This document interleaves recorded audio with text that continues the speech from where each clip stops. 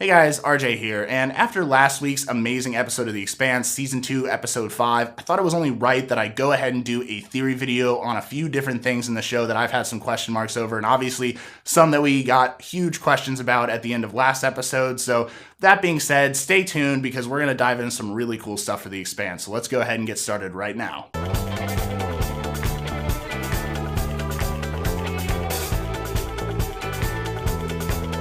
So guys, this should go without saying, but there are spoilers ahead. If you have not seen Season 2, Episode 5 of The Expanse, go watch all of it, come back, then enjoy the theory video. So guys, with that being said, let's go ahead and jump into this. I have two main questions today that I kind of want to discuss. And this isn't so much as a straight up theory video as it is more of an informal discussion with you guys. So I want to know your thoughts down below. Let me know down in the comments. Let me know your theories, what you think is going to happen. And please, if you have read the books, no spoilers. I'll automatically remove those comments. So don't speculate. Don't hint for people. I'm just trying to keep it regular for the people that are watching the TV show and haven't read the book. So, but now that that's out of the way, let's go ahead and talk about the first thing on the list here, which is one, the protomolecule.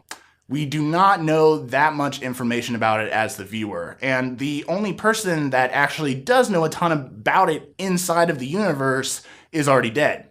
He was Dresden. He was the lead lead doctor for this team at Protogen that, ended up finding the protomolecule at Phoebe Station. He helped run the experiments on Eros. He tracked Julie Mao everywhere, who, was Jules Pierre, Mao's daughter. And in general, he, basically you could think of him as the brain of this operation. He's kind of the top dog on the scientific engineering side. He says, he states when he's trying to bargain, he says, I've encrypted all the data, nobody else can read it, blah, blah, blah. And, he tries to make himself like unexpendable. And obviously, if you've seen episode 1 or 2, you saw that Joe Miller was having none of that shit. So he put that to rest, and kind of putting to rest with him were a lot of the secrets that we could have known about the protomolecule. But let's talk about the things we do know. Dresden talks about the beginning of the experiment, how it was found. Basically, they were at Phoebe Station. They ended up finding the protomolecule. And here's where things start to get a little interesting, because we're kind of supposed to take everything Dresden says at face value, like everything he's saying to Holden and Miller. And honestly, at the end of this, I'm not sure if we can trust anything that he's actually telling us. He tells us someone sent it here, which we don't know if someone purposely sent it here. It could have, come off of a ship or something, but he says someone purposely sent it here, which we don't have any confirmation of. There's no factual basis for this. He also says that it was sent here to Earth as a target, and I find that very interesting because he doesn't give any context to it. He's just stating something that the Earth is the target of the protomolecule. But I'm starting to wonder is if there was this superhuman or super alien race that has obviously way higher levels of technology than the Earth does, then how are they so far off? Why did it land near Phoebe Station or whatever? Why wasn't it shot directly into Earth and Earth became infected and all organic life became part of the protomolecule? But it didn't. They found it there. It wasn't active really. It wasn't within any host yet or anything like that as far as we know. So I think there's definitely some questionable things in his statements about that. But I do want to talk about the things that it is capable of. I mean, we've seen things like it can move Eros Station when Julie Mao was driving it. It literally moved an entire comet and with pretty much no engine capabilities whatsoever. So there's a lot of things with gravity and space that we just do not understand, that the protomolecule can kind of bend these rules one way or the other, and we don't really understand how or why. I'm guessing it's using whatever biomass it kind of intook from the people of Eros. I'm thinking that's the energy source it gathers and uses for these kind of tricks that it plays. But I think Alex says it best in the last episode that we saw is we have all of these kind of notions of the protomolecule, we're thinking, oh, it can't do this, it can't do this. How is it accelerating this comet faster than the Rosinante can as a ship that has a warp drive and stuff? Every time we try to think and nail it down in a box, it ends up, bending some other way. And it's another thing where Joe Miller says, move the nukes out of the way. I have to be able to convince Julie. Otherwise, the protomolecule is going to make it to Earth. It's going to hit Earth. It's going to wipe everybody out because that's its end goal as far as he can tell. And even, the Julie Mao thing where she's driving the bus and she's trying to get home. But I think the protomolecule obviously knew what it was doing, because otherwise it probably would have started to protect itself. So on top of that, after the discovery happened, they started basically trying to apply it to different things. And Dresden says that you can apply it to anything. So I'm not sure if that means like machinery and organic life forms and inorganic life forms. I'm not sure exactly. We can see it in this episode inside of Eros. It's kind of attached to everything.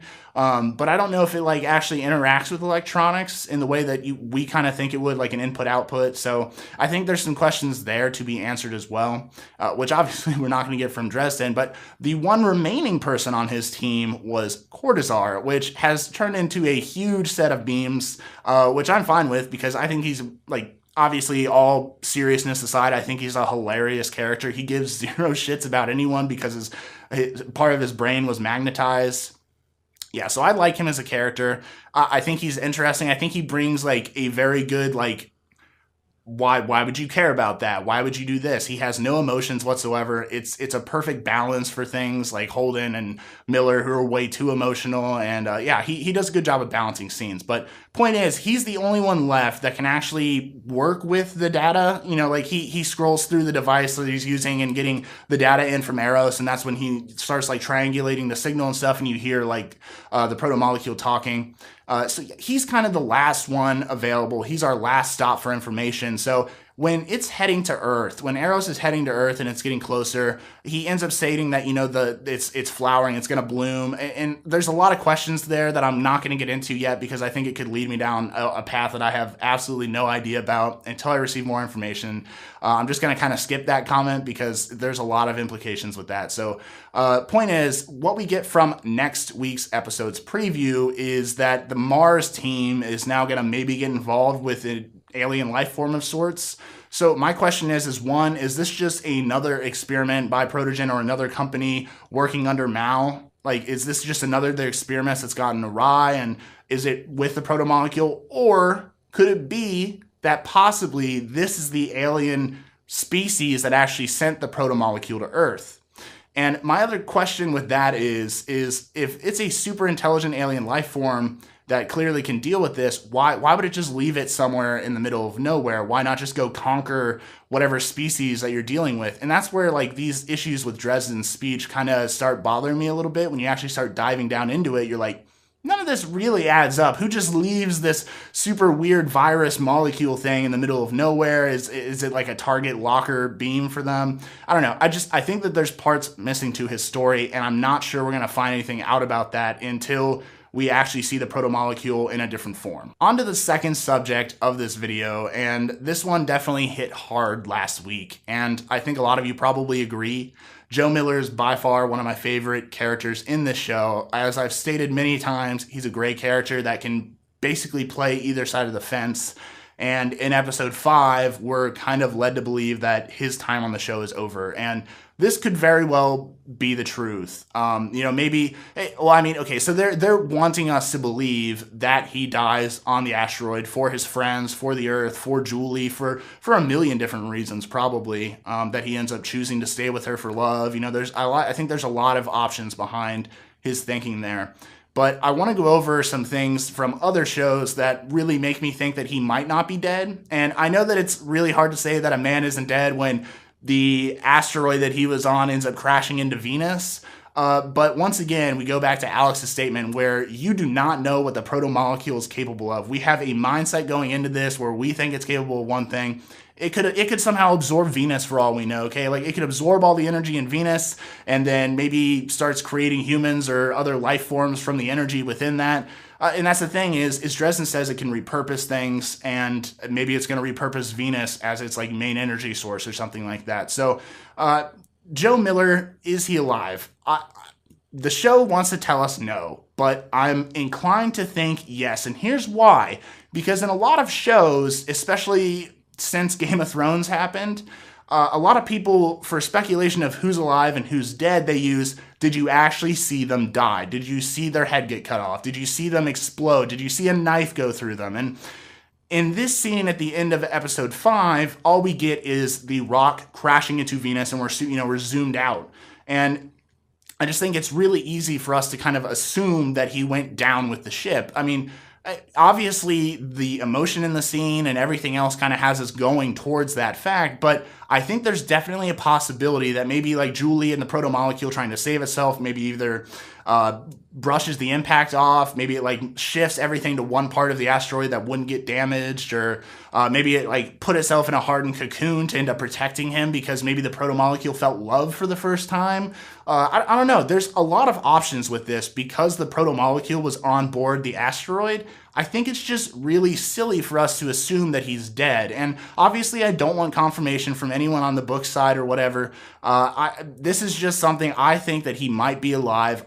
We didn't see him die on camera, and that is always leading me to believe that that person might still be alive. Whether or not that's true and I'm just being hopeful, fine. That's fine. I'm allowed to be hopeful, okay? He's one of my favorite characters, and I don't want him to go away like this. I thought the drinking of the gin with Naomi and the whole gang, that hit me hard. I really don't want to see him leave. He's one of my favorite characters. I think he's pretty much like a fan favorite too, because he's always willing to like go out and do and say whatever he actually feels. And I think that's pretty rare for a character in a show like this. So, yeah, he will be missed if he actually is gone. But I'm really hoping that there was something else that happened there. Did Joe Miller end up making it off Eros? Maybe he got jettisoned by Julie or something and they're flying in a cocoon back towards Earth. I don't know. But that's my thought. I'm thinking that the Protomolecule ended up protecting both of them, or maybe decided that Venus was like a great idea. Now we can absorb all of this energy or something. There's a lot of things that could have happened, and I think we're gonna have to wait until future episodes, maybe till the end of this season, maybe like episode 9 or 10, we'll actually find out, is he really dead? Is he part of the Protomolecule now? Maybe him and Julie are like the beginnings of a new race. Like maybe they'll reproduce or something. I don't know what the Protomolecule does for reproduction, so I can't answer you there. But I do see, they focus so much on these two characters throughout the show so far. I find it pretty hard to believe that they're just going to swipe the table. And if they did, good for them. Maybe they'll bring in new characters that we'll fall that much more in love with. But I really hope my boy Joe Miller is still alive. Anyways, guys, thank you so much for watching. I really enjoy doing these Expanse videos. This show is fantastic. There's a lot of stuff to do theory videos on, so this is not going to be my last one for sure. There's a lot of unanswered questions, a lot of open-ended questions that we have in this show, so we're going to definitely discuss them in the future. And if you would, let me know down in the comments, what are your thoughts? Is Miller actually dead? Is he not? If you're a book reader, don't answer that. And what is the Protomolecule? Is it actually a targeting beacon like Dresden said, or is it something else that we just do not understand yet? Let me know your thoughts down in the comments. Like this video if you liked it, dislike it if you absolutely hate everything I say, and subscribe to us here on YouTube. That helps us out the most. There are social media links down in the description as well. Start a conversation separately there. And until next time, guys, we'll see you soon.